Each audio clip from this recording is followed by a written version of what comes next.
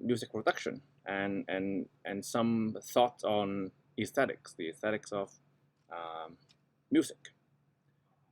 So here's the outline. First, I will talk a little bit about something that's very basic about music and how what the structure is. When we think about music, and especially when we produce music. And I'll talk about something from language, linguistics, grammar, and speech. And as you see, grammar and the structure of music, there seems to be some something that's similar, but and speech and music, there's something that I will try to distinguish between typical speech act of assertion. When we say something, we communicate about the world, but then music doesn't seem to be describing how the world is. Not all, most of them are not. And from there, I will go to talk about aesthetics and how and aesthetics of humanity, how it will explain what we do when we produce and create and enjoy music. So the first part will be music and its structure, and it's some very basic things about music and key and chord and melody. It will be clear how these will work. So first of all, acoustic, right? It's a physical description in terms of physics about something that we do when we do music. So we have frequency, we have volume. These differences in frequency, differences in volume, differences in duration, differences in intensity, differences in timbre. These are things that we describe acoustically without going to the level of music. And then, of course, besides the acoustic, there's also temporality, which relates to different things described using acoustically in terms of arrangement, such as the sequence, because something like this differs from, although the three notes have the same acoustic, but the temporality makes a difference, and sustenance, it's like versus. It's if you play the piano, you know the difference between sustaining and stress. It's also because in a series of notes you can have stress. So the acoustic that's standalone, and there's a relation among acoustic items that related in time, temporality, and then there's melodics. Well, let's say absolutely, this is the E note, which is in C major. It's the major third. It's mi. But the same note, E, when we play in a C major chord, C,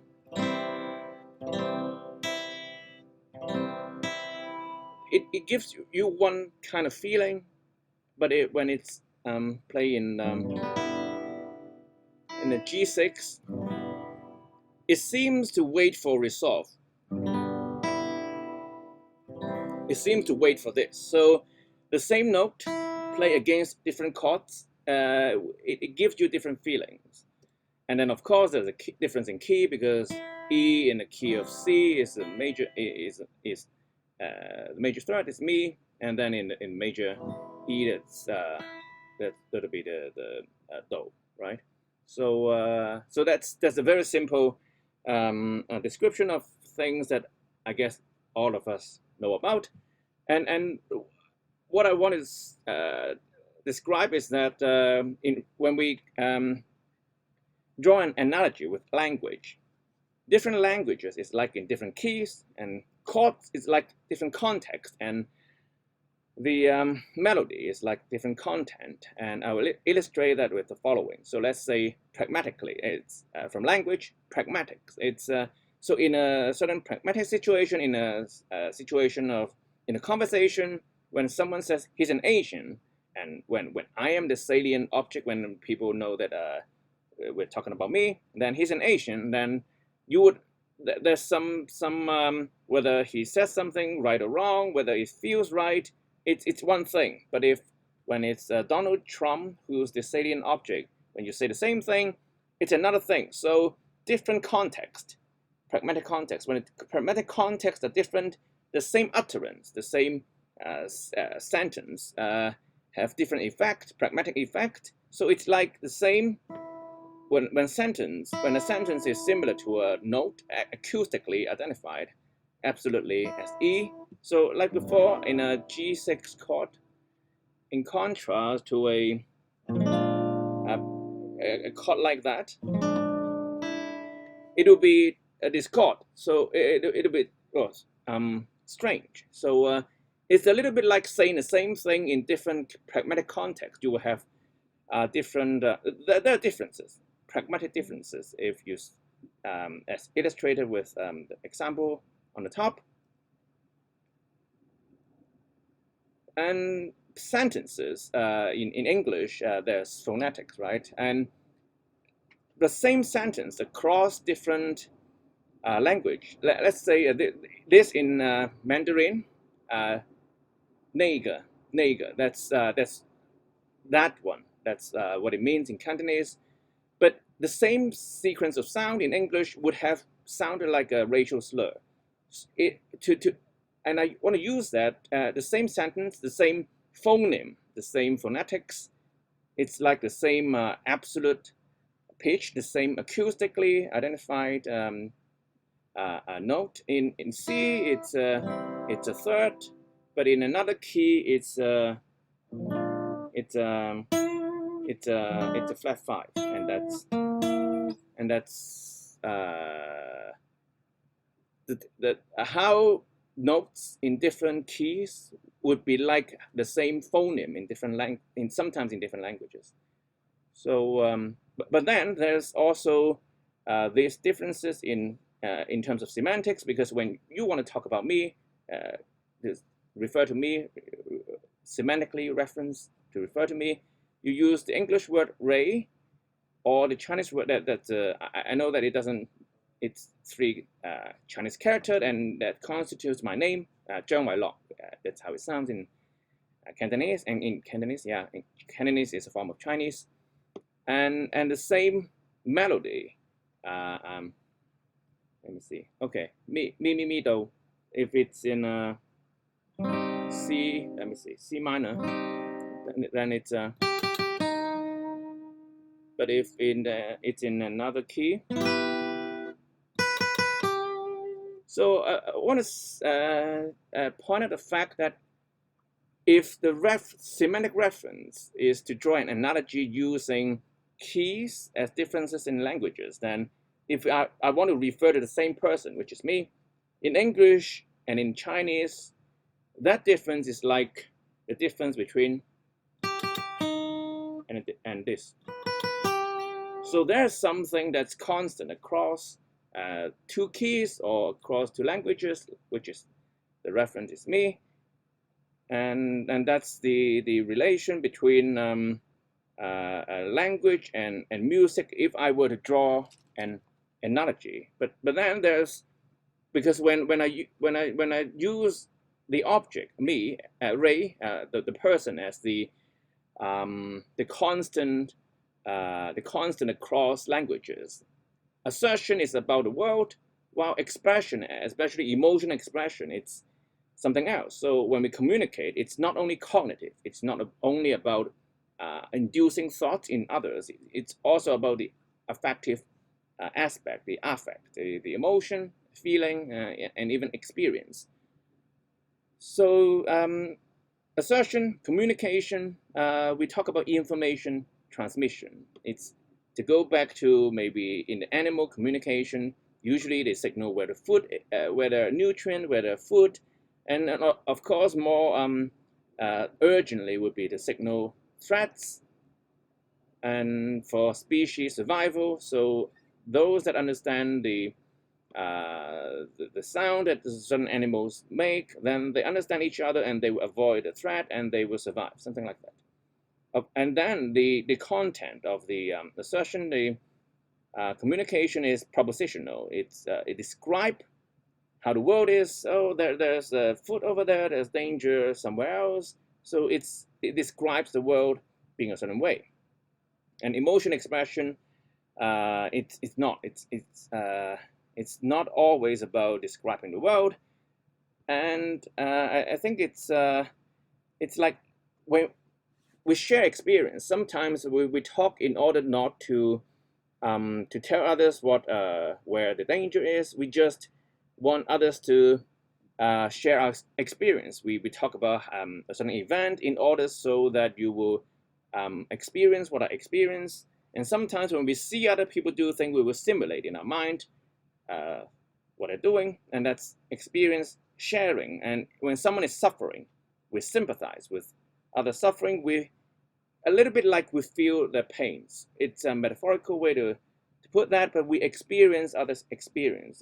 Well, in neuroscience, I think it's related to mirror neuron and the simulation that we have when we see other do a certain thing. And to empathize is to feel with the subject. So when someone suffers, when someone experiences pain, usually they suffer. They don't like that. And when we empathize with the person, we feel with the subject, and we don't like that they are suffering as well. So to contrast that with the other way around, a psychopathy would be a psychopath do sympathize. They, in a way that they experience, they simulate others' pain without empathy. Instead, they enjoy others' suffering. So you could share others' experience, but feel in a way that's not the same way as the subject would feel. So that's emotional contagion. Well, if you were to feel with other, then that's emotional contagion. So there's experience when we, let's say, listen to a piece of music, but then we interpret the experience, the auditory experience, with aesthetic feeling.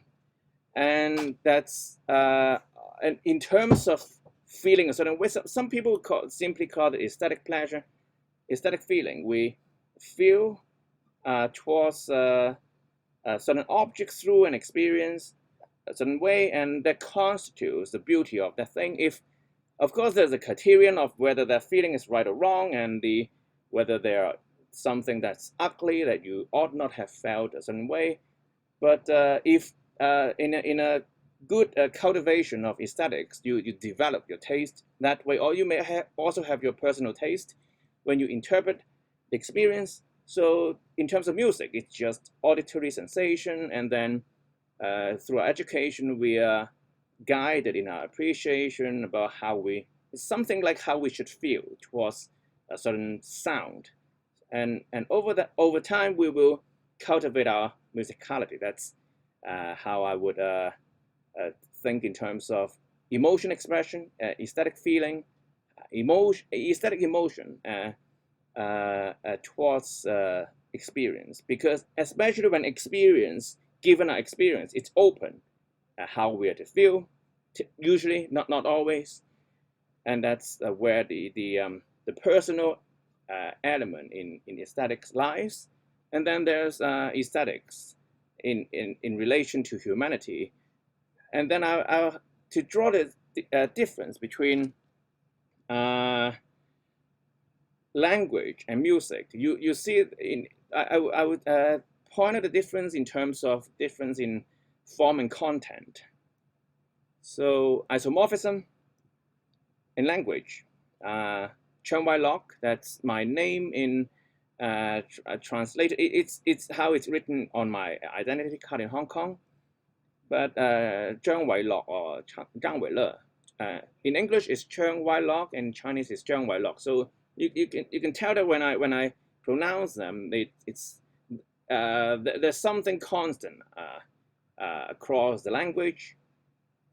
And as with music, it's just like the and so there's something constant across the key. So the isomorphism is that there's something constant in phonologically or phonetically. But then the difference lies here, because if when you want to refer to me, there's something in the world, but when that's what the reference is constant across language. And now what's constant across keys is mi, mi, mi, do, the melody, right?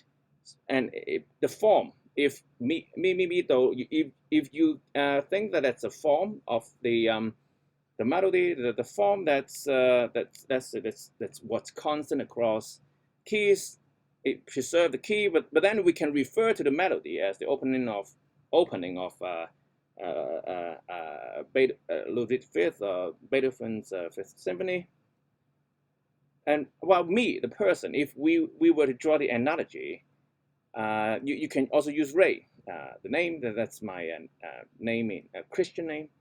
And there's a difference between this kind of word with the reference as some worldly object with onomatopia.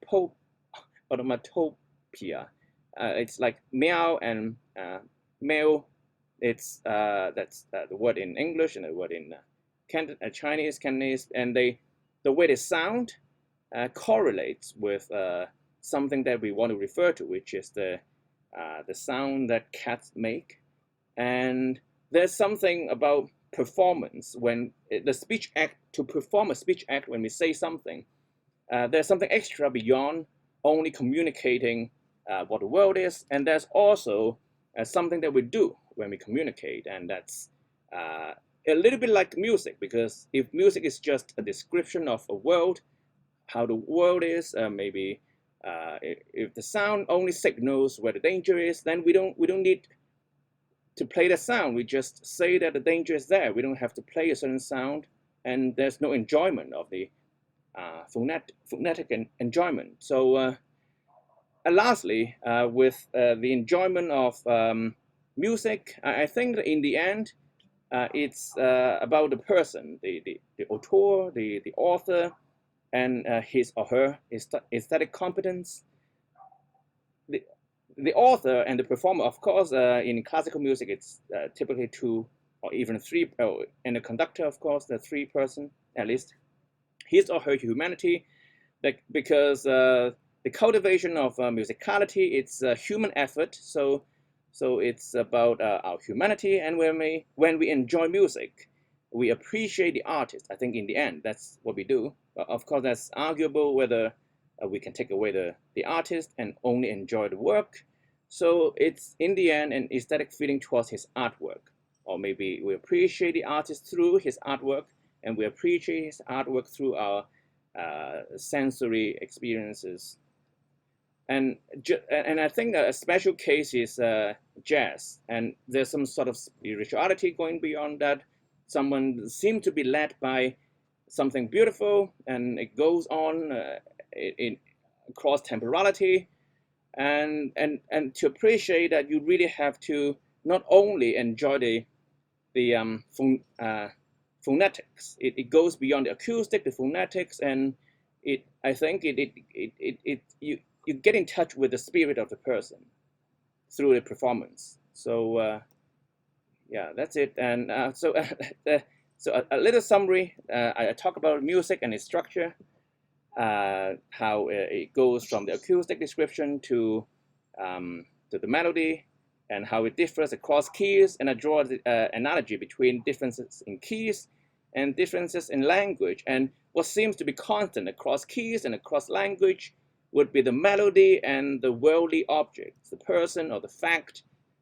And as with fact, assertion is about fact. We describe what the facts are to others, but communication also involves emotion expression. And I try to place music in emotion expression and use that to talk about aesthetics. And in the end, to highlight the aesthetic of music